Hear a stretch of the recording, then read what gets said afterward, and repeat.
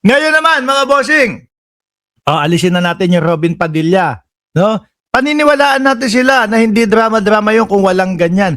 Eto naman po, nako, mga senador kayo na nag-udyok, nag-utos, kung meron man na nag-utos, dito kay Aplaska, nako po, mga kababayan, iyari kayong mga senador kayo. Dapat, palamunin nyo tong si, yung pamilya ni Aplaska. Bakit to, mga kababayan, mga boss chief amo, sir? O eto, pinapasampahan ng kaso si Aplaska. No? Bukod sa 6 na buwan na walang trabaho at walang sweldo, mga boss chief amo, sir, ito yung updated na balita po dyan, Ma'am Maritel T. at Miel Rodrigo. No? Suspended Senate Acting Sergeant at Arms Mau Aplaska inirerekomenda ng CIDG ng sampahan ng paglabag sa Republic Act 11-917 o Private Security Service Industry Act. Ano po mga kababayan? Ayan na. Kakasuhan na. Baka kapag linaliman pa yung investigasyon dito at nagkaso pa ang NBI, baka pati homicide, isang pa dito mga bossing. Bakit po? Sino po ang maniniwala sa katarantaduhan ng mga yan, ng mga senador na yan na warning shot ang ginawa nitong si Aplaska? 32 na putok. O di po ba ang nakita doon? Nando si John Vic na ho mga kababayan, ang nag-elaborate nung nangyari doon sa CCTV ipinakita. Ang ipinapakita nga ho mga kababayan, lumapit doon, nagtanong si Aplaska, sino yan? Sumagot yung NBI. NBI. Biruin mo, nagpakilala na NBI alagad ng batas. Pero dahil daw po tumaas yung kamay, siguro gaya NBI kami. Pinaputukan niya. Tatlong putok mga kababayan. Di po ba? Hindi pa nakontento, umatras pa, kaya pala basag yung mga salamin, umatras doon sa mga Marines at nagpaputok na naman po ng marami mga kababayan. Abay gonggong. O ngayon, paano yan? Nire-recommenda na kasuhan ka at kapag ka homicide pa ang ikinaso sa iyo, mas lalong yari ka. Di ba mga kababayan? Mas lalong yari ito. Hindi ako naniniwala na si Aplaska lang ang nagdesisyon nitong mga ganito Naniniwala po ako na merong mga senador na nag-utos diyan kay Aplaska para lumakas ang kanyang loob na gumawa ng eksena. Ano po? Baka siguro si Bato de la Rosa ang isa sa nag-utos. O si Alan Peter Cayetano ang isa sa nag-utos. O si Robin Padilla ang isa sa nag-utos dito kay Aplaska. Kaya kung meron man, kung sino man ang nag-utos, dapat Aplaska, palamunin ang iyong pamilya. Bakit? Ikaw ang inipit sa sitwasyon, Di ba? Siya ho ang inipit sa sitwasyon, mga kababayan. Paano yan?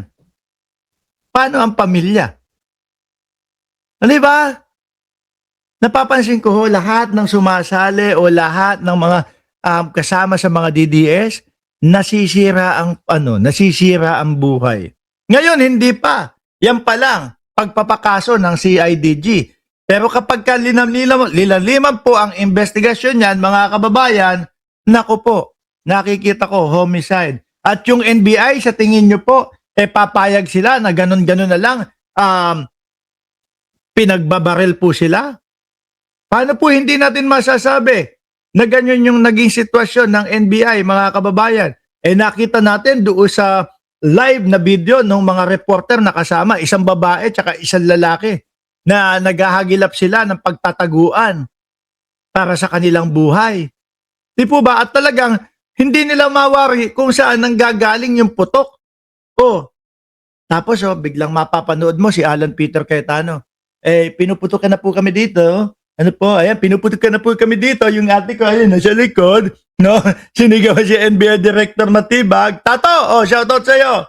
Diba? Pinuputokan. Tapos doon sa kabilang video, Ma'am Maritel T, talagang hindi na magkamayaw, hindi na alam kung ano ang gagawin ng mga reporter at ng mga NBI dahil sa kanila papunta yung mga bala.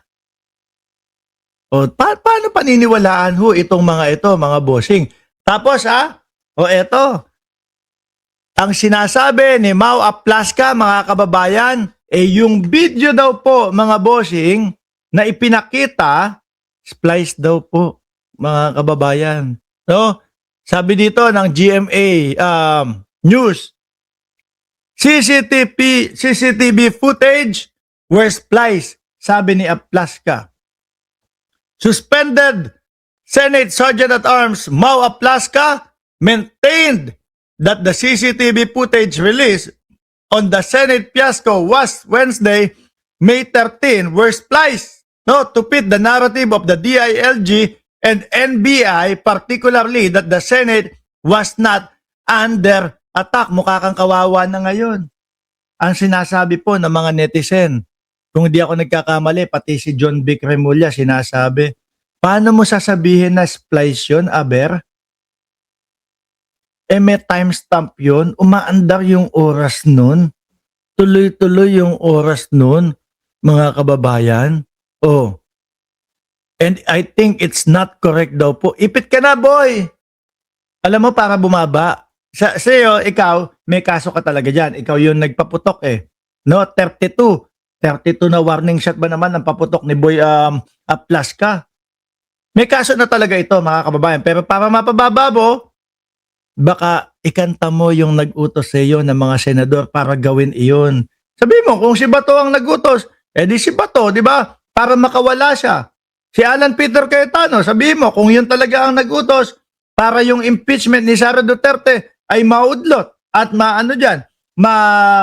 madako ang pag-iisip ng mamamayang Pilipino diyan sa putukan na yan.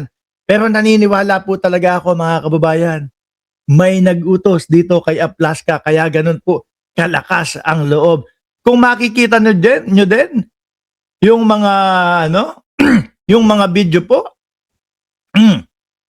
nagre-ready na po, talagang sinusuotan pa siya nung life vest Diba? Sinusuotan pa ho siya para hindi siya mamatay, mga kababayan yari ka. Ulitin ko, no? Ibuko mo kung sino yung nag-utos sa yung senador para gawin yon, kaya malakas ang loob mo. At hindi yung splice ang video, baka sabihin mo pa, alangya ka, baka sabihin mo pa, AI po yung pinakita nilang video. Sa mga DDS, ang putik na yan, Sinasabi ni Alan Peter Cayetano na ang NBI ang nagpaputok, umamin. Itong si Aplaska, na sa kanya una nang galing yung putok. Di siya ang unang nagpasimula nung gulo. Di ba? Sabi ni Vic Hintog, ang titibay ng mga sikmura, pinalaking sinungaling, Boss Mark. Ganyan na po dyan sa DDS Wala na. Alam niyo po, ginugunggong tayo niyang mga yan. Kahit na alam mo na yung istorya, alam mo na yung mga katotohanan, mga bossing, sasabihin pa din nila, nako, hindi totoo yan. Pilit pa din hong idinidinay, mga kababayan, mga boss chief, amo sir, nitong mga ito. Tingnan nyo,